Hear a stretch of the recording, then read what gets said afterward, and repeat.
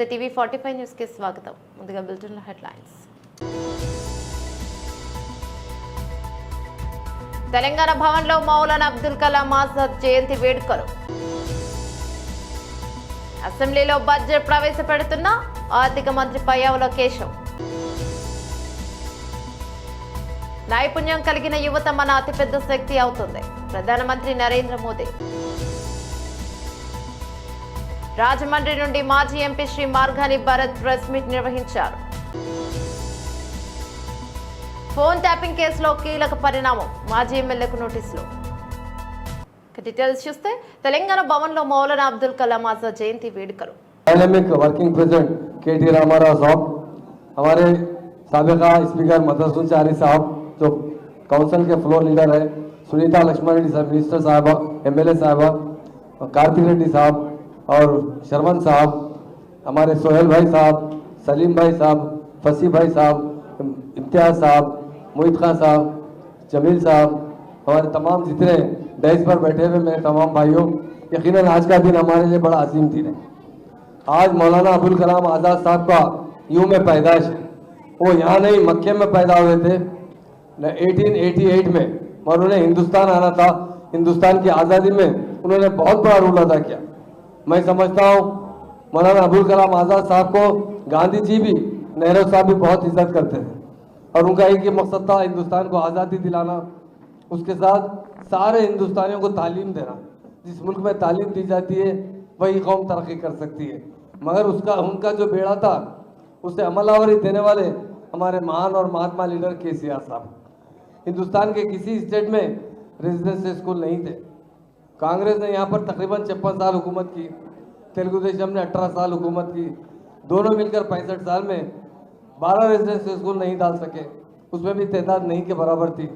पर KCR साहब ने देखा अगर मुसलमानों को अगर तरक्की दिलाना है, उन्हें आगे बढ़ाना है, तो उन्हें सबसे पहले तालीम दी जाए। इसके लिए KCR साहब ने तेलंगाना बनने के बाद इमीडिएट 2 साल के अंदर 204 रेजिडेंशियल स्कूल खोले, जिसमें 1,40,000 लड़के और लड़कियां तालीम हासिल करते। ये बहुत बड़ा कारनामा है। हिंदुस्तान में किसी स्टेट में इतने रेजिडेंशियल स्कूल नहीं खोले गए। सिर्फ मुसलमानों के लिए नहीं, दूसरी कौमों के लिए भी 800 से ज़्यादा रेजिडेंशियल स्कूल नए चालू करने वाले हमारे महान और महात्मा लीडर KCR साहब है। इसलिए आज का दिन हमारे लिए अहम दिन है, क्योंकि मौलाना अबुल कलाम आज़ाद साहब का जन्मदिन है। उनका एक ही मकसद था कि हिंदुस्तान में सेकुलरिज्म रहे, सब मिलजुल कर रहे और हिंदुस्तान तरक्की करे और सबको तालीम दी जाए। इतने साल के बाद जिस दिन तेलंगाना बना, तेलंगाना लाने वाले महात्मा लीडर KCR साहब ने बड़ी मेहनत कर तेलंगाना हासिल किया। तेलंगाना हासिल करने के बाद उन्होंने सबसे पहले सारे कौमों के लिए रेजिडेंशियल स्कूल खोले, और ख़ास तौर से माइनॉरिटीज़ के लिए, मुसलमानों के लिए टेम्परेरी जो स्कूल खोले गए थे, जिसमें 1,40,000 लड़के और लड़कियां तालीम हासिल करते हैं, उसमें 58,000 तो लड़कियां तालीम हासिल करती है। तालीम देना बहुत बड़ी बात है। उसका सेहरा हमारे महान और महात्मा लीडर KCR साहब के साथ जाता है, क्योंकि आप सब जानते हैं KT रामाराव साहब को भी जाना है, बहुत जल्दी है। इसलिए मैं एक ही बात कहना चाहता हूँ, अगर हिंदुस्तान में अगर कोई पार्टी है जो सारे कौमों को एक साथ मिला के रखना चाहती है, तरक्की देना चाहती है, तो BRS पार्टी। అసెంబ్లీలో బడ్జెట్ ప్రవేశపెడుతున్న ఆర్థిక మంత్రి పయ్యావుల కేశవ్. 2024-25 ఆర్థిక సంవత్సరానికి గాను మన రాష్ట్ర వార్షిక బడ్జెట్ను మీ అనుమతితో గౌరవ సభ ముందు ఉంచుతున్నాను అధ్యక్ష. ఈరోజు నేను ప్రవేశపెడుతున్న బడ్జెట్ ప్రతిపాదనల ప్రాముఖ్యత అంకెలకు మించినది. మన రాష్ట్రాన్ని కాపాడాలని అపూర్వమైన తీర్పునిచ్చిన ప్రజల సంకల్పానికి ఇది ప్రతిబింబం. ప్రభుత్వం ఏర్పడిన వెంటనే గత ప్రభుత్వ దుష్పరిపాలన వలన మన రాష్ట్రానికి జరిగిన నష్టాన్ని ప్రజలకు తెలియజేయడం మా ప్రభుత్వ నైతిక కర్తవ్యం. మా ప్రభుత్వం వెలువరించిన 7 శ్వేతపత్రాల ద్వారా ఇది జరిగింది. సమిష్టి అవగాహనకు అవసరమైన అంశాలపై బహిరంగ చర్చను ప్రోత్సహించడం, రాష్ట్ర పునర్నిర్మాణ ప్రక్రియలో మద్దతు కూడగట్టడం వీటి ఉద్దేశం. ఈరోజు మన రాష్ట్రం ఎదుర్కొంటున్న సవాళ్లు రాష్ట్ర ఆర్థిక వ్యవహారాల దుర్వినియోగం, రాష్ట్ర వనరుల మళ్లింపు, లోపభూయిష్టమైన ఎక్సైజ్ మరియు ఇసుక విధానాల వలన సహజ వనరుల దోపిడీ వలన రాష్ట్ర ఆదాయానికి గండిపడడం, ప్రభుత్వ పన్నులను దారి మళ్లించడం ద్వారా రాబోయే 25 సంవత్సరాల భవిష్యత్తు ఆదాయాన్ని గణనీయంగా తగ్గించడం, పరిమితికి మించి రుణాలను అధిక వడ్డీ రేట్లకు తీసుకోవడం, కేంద్ర ప్రభుత్వ మార్గదర్శకాలను ఉల్లంఘించి రుణాలను తీసుకోవడం, కేంద్ర ప్రాయోజిత పథకాల నిధుల మళ్లింపు, పిల్లల పౌష్టికాహారం కోసం చిక్కి వైద్య సామగ్రి వంటి ముఖ్యమైన పథకాలకు చెల్లింపులు నిలుపుదల, స్థానిక సంస్థల నిధుల మళ్లింపు, ఉద్యోగులకు పేరుకుపోయిన బకాయిలు, వివిధ పనులకు చెందినటువంటి బిల్లుల బకాయిలు, అన్ని ప్రాజెక్టులను స్తంభింపజేయడం ద్వారా నీటిపారుదల రంగం పతనం, ఇంధన రంగం విధ్వంసం, కొత్తగా బ్యాంకింగేతర ఆర్థిక సంస్థను ఏర్పాటు ద్వారా కార్పొరేషన్ల నిధుల మళ్లింపు. పై పేర్కొన్న కారణాల వలన దేశంలో తొలిసారిగా ఆర్థిక గందరగోళ పరిస్థితులు ఎదురయ్యాయి. కంట్రోలర్ అండ్ ఆడిటర్ జనరల్ వారి నివేదికలో రాష్ట్ర ఆర్థిక పరిస్థితిపై ప్రతికూలంగా వ్యాఖ్యానించడం జరిగింది. నేడు రాష్ట్ర ఆర్థిక వ్యవస్థ పతనం అంచున ఉంది. మన రాష్ట్ర ఆర్థిక వ్యవస్థను పునఃప్రారంభించి రాష్ట్ర ప్రగతిని పునర్నిర్మించడం నేటి తరం చేతుల్లో ఉంది. గౌరవ ముఖ్యమంత్రి శ్రీ నారా చంద్రబాబు నాయుడు గారి ప్రేరణే మాకు చోదక శక్తి. ఈ సందర్భంగా వారి మాటలను ఉదహరించాలని అనుకుంటున్నాను. ప్రతి సంక్షోభాన్ని అంకిత భావంతో, సృజనాత్మకతతో, నిబద్ధత మరియు కృషితో అవకాశంగా మార్చుకోండి అని. మే 24 జూన్ నెలలో జరిగిన సార్వత్రిక మరియు రాష్ట్ర శాసనసభ ఎన్నికలలో మన రాష్ట్ర ప్రజలు మా సంకీర్ణ ప్రభుత్వానికి అపూర్వమైన తీర్పునిచ్చారు. 57% ఓట్లతో 175 సీట్లకు గాను 164 సీట్లు రావడం మాకు దక్కిన గౌరవం. అసాధారణమైన ఆధిక్యతతో 93% సీట్లని మేము గెలవగలిగాం. గత ప్రభుత్వ దుర్మార్గ పాలనకు వ్యతిరేకంగా ప్రజలు చేసిన విప్లవ ప్రకటన ఇది. ఇదే సమయంలో మా ఎన్డీఏ ప్రభుత్వానికి లభించిన అద్భుతమైన ఈ ఆధిక్యత గౌరవనీయ ముఖ్యమంత్రి శ్రీ నారా చంద్రబాబు నాయుడు గారు, గౌరవనీయ ఉప ముఖ్యమంత్రి శ్రీ కొణిదెల పవన్ కళ్యాణ్ గారు మరియు గౌరవనీయ భారత ప్రధానమంత్రి శ్రీ నరేంద్ర మోడీ గారి నాయకత్వం మరియు ప్రతిభపై ప్రజలకు ఉన్న నమ్మకానికి ఇది నిదర్శనం.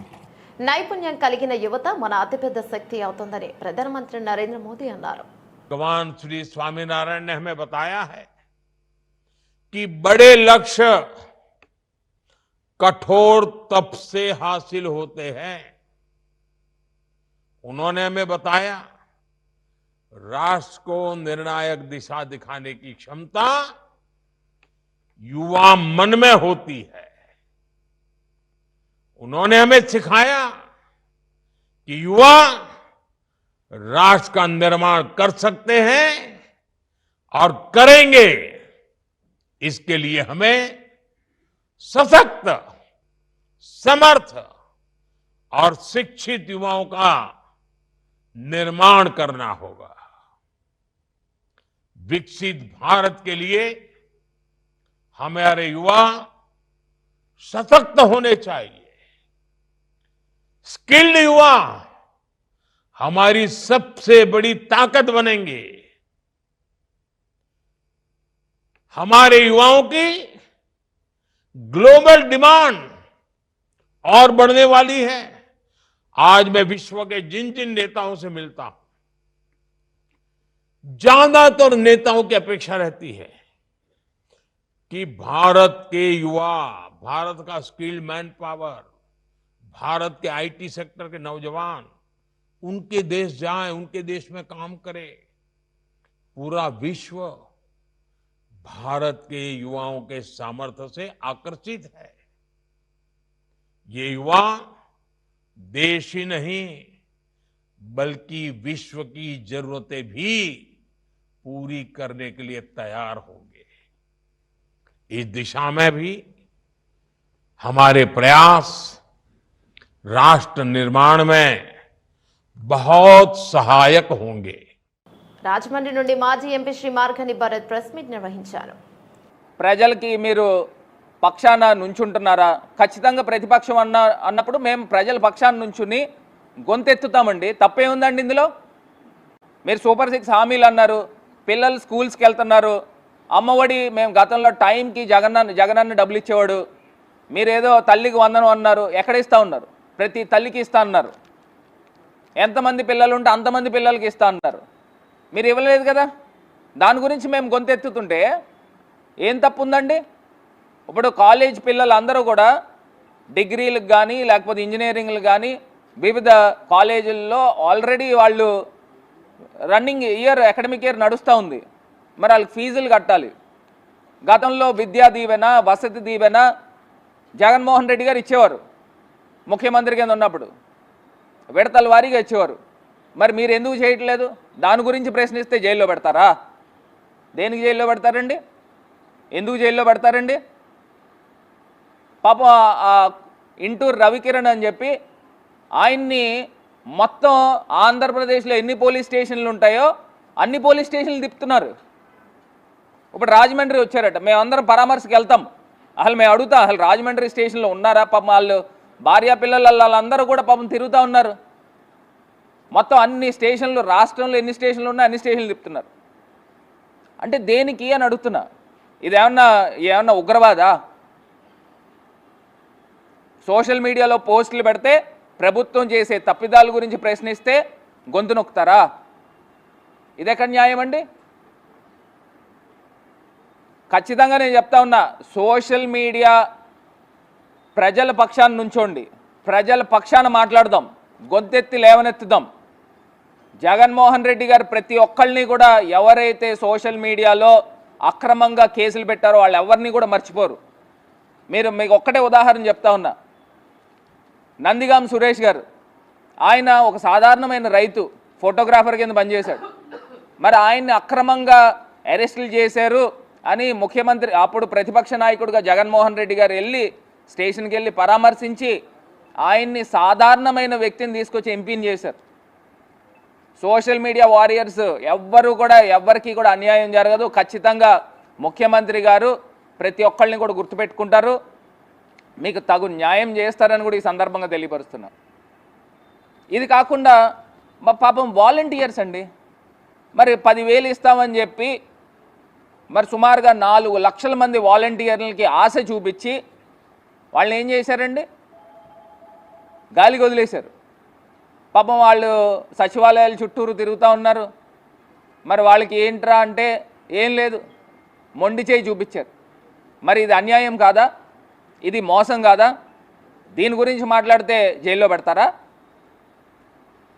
ఇది కాకుండా డైరెక్ట్గా జేసీ ప్రభాకర్ రెడ్డి గారు నాకు 30% వాటా ఇవ్వాల్సిందే బ్రాందీ షాపుల్లో, వైన్ షాపుల్లో అని డైరెక్ట్గా పబ్లిక్గా ప్రెస్ ముందు మాట్లాడాడు.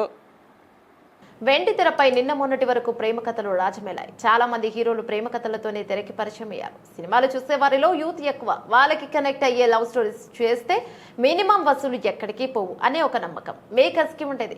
లవర్ బాయ్ అనే ఇమేజ్ సంపాదించుకున్న హీరోలు చాలా కాలం పాటు అదే ట్రాక్ లో తమ ప్రయాణాన్ని కొనసాగించేవారు. ప్రేమ, గీతాంజలి, అభినందన వంటి ప్రేమ కథలు ఇప్పుడు రావడం లేదు. ఒకవేళ అలాంటి కథలను తీయాలనుకున్నా అందుకు తగిన హీరోలు, హీరోయిన్స్ లేని ఒక చిత్రమైన పరిస్థితి ఇప్పుడు నెలకొంది. ఇప్పటి కథల్లోనూ ప్రేమ ఉంది, కానీ ప్రేమ చుట్టూ తిరిగే కథ కనిపించక చాలా కాలమే అయింది. శ్రీకాంత్ తనయుడు ఎంట్రీ ఇచ్చాక ఒక మంచి టీనేజ్ లవర్ దొరికాడని అంతా అనుకున్నారు, కానీ అంతలోనే అతను చదువు కోసం గ్యాప్ తీసుకున్నాడు. ఇక హీరోయిన్స్ విషయానికి వస్తే బుట్టబొమ్మతో పరిచయమైన అనిక సురేంద్రన్ చూసి లవ్ స్టోరీస్ కి ఒక మంచి బ్యూటీ దొరికిందనిపించింది. కానీ ఎందుకో ఆ అమ్మాయి తమిళ సినిమాల వైపునే ఫోకస్ చేస్తుంది. ఆ మధ్య వచ్చిన పొనియన్ సెల్వన్ సినిమాలో ఐశ్వర్యరాయ్ పాత్రకు టీనేజ్ అమ్మాయిగా కనిపించిన సారా అర్జున్ కూడా మంచి మార్కులు కొట్టేసింది. కానీ ఆ తర్వాత మళ్ళీ కనిపించలేదు. థ్రిల్లర్ జోనర్ ను దాటుకొని లవ్ స్టోరీస్ ముందుకు వెళ్ళడం కష్టంగానే ఉంది. ఇక అలాంటి కంటెంట్ కి హీరో, హీరోయిన్స్ ని వెతికి పట్టుకోవడం మరింత కష్టంగా ఉండటమే విచారకరం. ఫోన్ ట్యాపింగ్ కేసులో కీలక పరిణామం చోటు చేసుకుంది. గత ప్రభుత్వం హయాంలో చోటు చేసుకున్న ఫోన్ ట్యాపింగ్ కేసులో మాజీ ఎమ్మెల్యే చిరుమర్తి లింగయ్యకు పోలీసులు నోటీసులు జారీ చేశారు. ఈ రోజు జూబ్లీ హిల్స్ ఏసీపీ ఎదుట హాజరు కావాలని ఈ నోటీసుల్లో పేర్కొన్నారు. ఫోన్ ట్యాపింగ్ కేసులో మొదటిసారి రాజకీయ నాయకుడికి నోటీసులు జారీ అయ్యాయి. ఈ కేసులో నిందితుడు తిరుపతన్నతో పాటు ఫోన్ కాంటాక్ట్స్ ఉండడంతో జూబ్లీ హిల్స్ ఏసీపీ ఎదుట విచారణకు హాజరు కావాలని నోటీసులో పేర్కొన్నారు. చిరుమర్తి లింగయ్య నకిరేకల్ నుంచి 2009లో ఎమ్మెల్యేగా గెలిచారు. 2010లో తెలంగాణ కోసం రాజీనామా చేసినప్పటికీ స్పీకర్ ఆమోదించలేదు.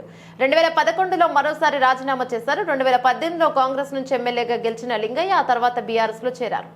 సికింద్రాబాద్ లోని కేంద్రీయ విద్యాలయ సంఘటన రాష్ట్రీయ ఏక్తా పర్వ్ 2024లో ఈటల రాజేంద్ర పాల్గొన్నారు. సర్దార్ వల్లభాయ్ పటేల్ मेमोरी में हम राष्ट्रीय एकता पर्व जो मना रहा है, सभी राज्यों से जो स्टूडेंट्स आया है, टीचर्स भी आया है, मैं सभी को मैं स्वागत करता हूँ, शुभकामना देता हूँ। इस पर्व का chief guest G Kishan Reddy ji, honourable minister of coal and mines, Shri Sanjay Kumar ji, secretary DOSEL, Nidhi Pande ji, commissioner KVS, doctor Dev Kumar ji, joint commissioner, doctor Anand Babu, president DM IRC, group captain Deepak Kumar Gaur and doctor Manjunath garu, all officers, teachers, सबको मैं नमस्कार। अभी जो सेक्रेटरी ने बताया था, इस देश के अंदर प्रधानमंत्री मोदी जी ने 550 अलग अलग राज्य जब था अखंड भारत बनाने के लिए सरदार वल्लभ भाई पटेल को जिम्मेदारी दिया, वो जिम्मेदारी कामयाब करके आज अखंड भारत हमने देख रहा है। इससे पहले सेक्रेटरी जी ने बताया था कितने भाषा, कितने संस्कृति, परंपरा,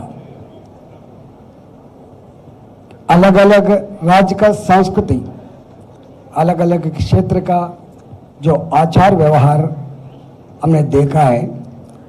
75 इयर्स ऑफ इंडिपेंडेंस, आज भी अखंड भारत गर्व से कर सकता है। इस दुनिया के अंदर भारत बहुत महान है, ऐसा कल्चर और बढ़ाने के लिए government of India, particularly Modi ji, government केवल डेवलपमेंटल एक्टिविटी नहीं, गवर्नमेंट ऑफ इंडिया सारे देश के अंदर कितने जो संस्कृति है, जो फेस्टिवल्स है, जो परंपरा है, उसको आगे ले जाने के कर्तव्य जो लिया है, आज वो सफल हो रहा है।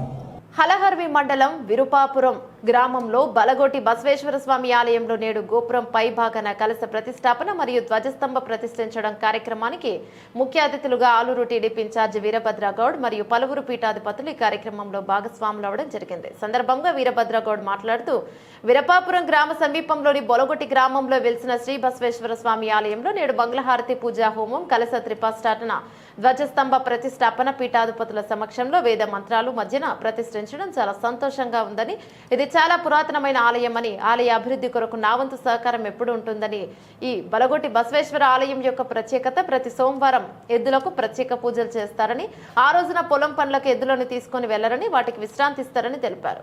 ఈ ఆధ్యాత్మిక కార్యక్రమానికి ఆంధ్ర, తెలంగాణ, కర్ణాటక రాష్ట్రాల నుంచి భారీ ఎత్తున మహిళలు, భక్తులు రావడంతో వారికి ఎలాంటి అసౌకర్యం కలగకుండా అన్నదాన మంచినీరు ఏర్పాటు చేశారని తెలిపారు। కార్యక్రమంలో ఆలయం కమిటీ సభ్యులు గాది లింగగౌడ్, మల్లికార్జున, రంగన్న, బి వీరభద్రగౌడ్, లింగయ్య, కౌడికే రాజు, చాకలి బసవ, ప్రభాకర్ గౌడ్, నీలకంఠరెడ్డి, మల్లికార్జున గౌడ్, డొల్లు బొలగొట్టయ్య, బి భూమన్న గౌడ్, గ్రామ పెద్దలు, ప్రజలు పాల్గొన్నారు।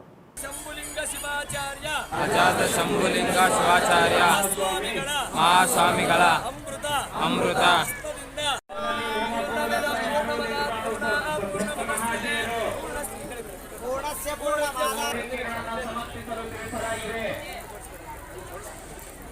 ओम संच में मयच्च में प्रियंच में नु कामच्च में सोमनसच्च में भद्रंच में श्रेयच्च में वस्यच्च में यशच्च में भगच्च में द्रविणंच में यंताच में धर्ताच में क्षेमच्च में धृतिच्च में विस्पंच में महच्च में संविच्च में ख्यात्रंच में सोच में प्रसोच में शिरंच में रयंच में ऋतंच में मृतंच में एक्ष्मंच में अनामयच्च में जीवादच्च में दीर्घायत्तंच में अरवित्रंच में अभयंच में शुभंच में शयनंच में शूजाच में सुधिरंच में पार्वती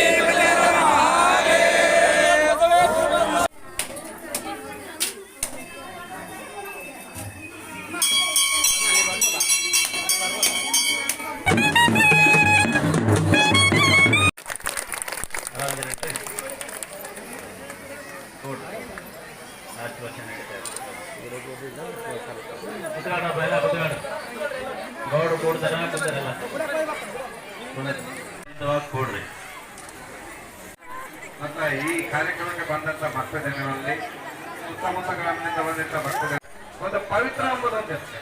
ಇದಕ್ಕೆ ನೀವೆಲ್ಲರೂ ದಯವಿಟ್ಟು ಆ ಗೌರವವನ್ನು ಕೋಳಬೆಟ್ಟು ಮತ್ತೆ ಅವರಲ್ಲಿ ತಲೆಮಾಗಿಸಿ ಇದನ್ನು ನಡೆಕೊಳ್ಳುತ್ತಾ ಮತ್ತೆ ಇಂಥ ಇತಿಹಾಸದ ಗೋಪುರವನ್ನು ಕಟ್ಟಿದ್ದಾರೆ.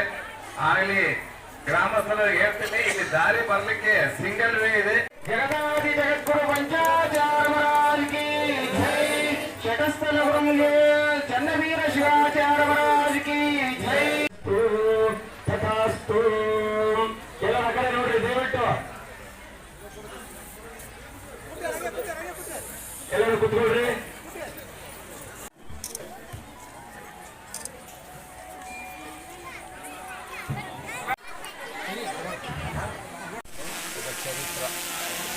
దాదాపు 69 అడుగుల ఎత్తున గోపురం, 69 అడుగుల ఎత్తులో గోపురం పెట్టారు. మరి దాదాపు ఇలాంటి ఎత్తైన గోపురం మన ఆదం డివిజన్లోనే ఎక్కడ ఉండదు. బోడగోట బసవేశ్వర అనే దేవాలయం చాలా ప్రసిద్ధిగాంచింది. ఇక్కడ ఉద్భవమూర్తి లింగం అంటే ఇది స్వయంగా ఉద్భవమూర్తి, చాలా పవర్ఫుల్ అయిన దేవుడు. మరి ఈరోజు గ్రామస్తులు దాదాపు 1,50,00,000 రూపాయలతో అభివృద్ధి పనులు చేశారు. అలాగే ప్రభుత్వం తరఫున కూడా 10 లక్షలు సీసీ రోడ్డు శాంక్షన్ చేశాం.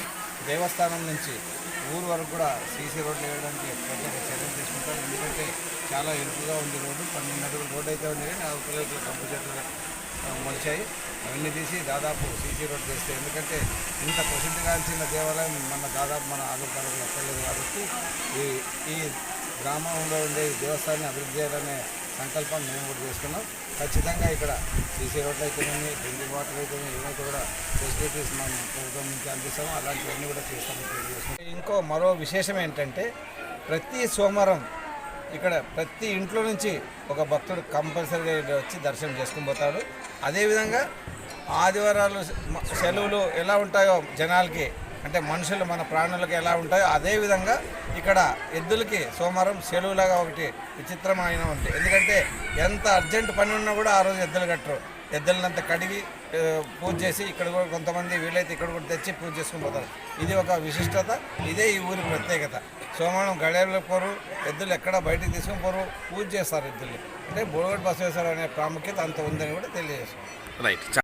ప్రకాశం జిల్లా మార్కాపురంలోని శ్రీలక్ష్మి చెన్నకేశ్వర స్వామి దేవస్థానం చెందిన భూములలో సర్వే నెంబర్ 206 ఆబ్లిక్ 1B లో 6 ఎకరాలు వైసీపీ నేతలు ఆక్రమించుకుని ఎకరా 7 సెంట్లలో తాత్కాలిక నిర్మాణాలు నిర్మించుకుని అనుభవిస్తుండటంతో వారికి భూములు ఖాళీ చేయవలసిందిగా ఎండోమెంట్ అధికారులు నోటీసులు ఇచ్చినా ఖాళీ చేయకపోవడంతో జిల్లా endowment assistant commissioner Panakala Rao, EO Srinivasa Reddy police పహారా మధ్య భూములలో నిర్మించిన అక్రమ కట్టడాలను జేసీబీతో తొలగించి ఇనుప కంచెను బిగించారు. ఎండోమెంట్ భూములను కబ్జా చేసిన వారిపై చట్టపరమైన చర్యలు తీసుకుంటామని జిల్లా అసిస్టెంట్ కమిషనర్ తెలిపారు.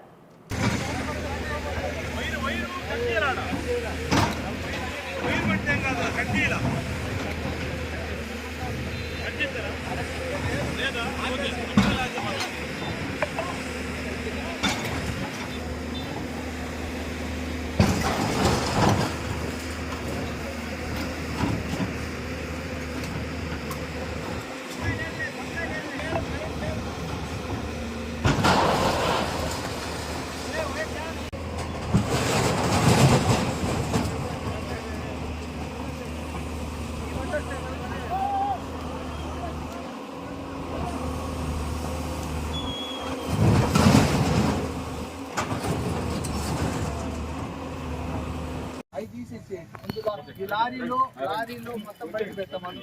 ఈ కర్రలో అన్ని తీసేసేయమను. ఈ కర్రలో మన బండి కూడా రమ్మనయ్యా. అధికారికి ఎవరైతే ఉన్నదా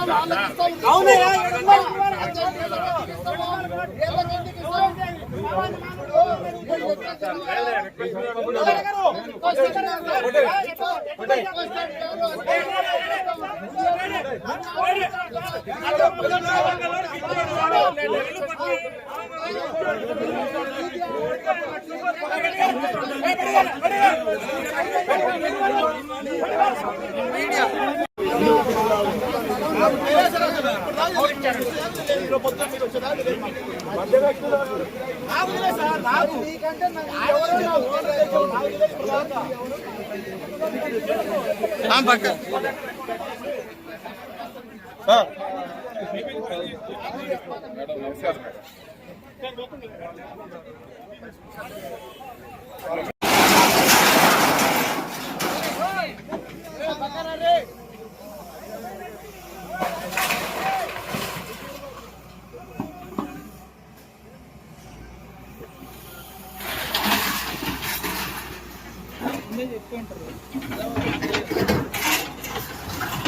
బులెటిన్ ముగించే ముందు హెడ్లైన్స్ మరోసారి.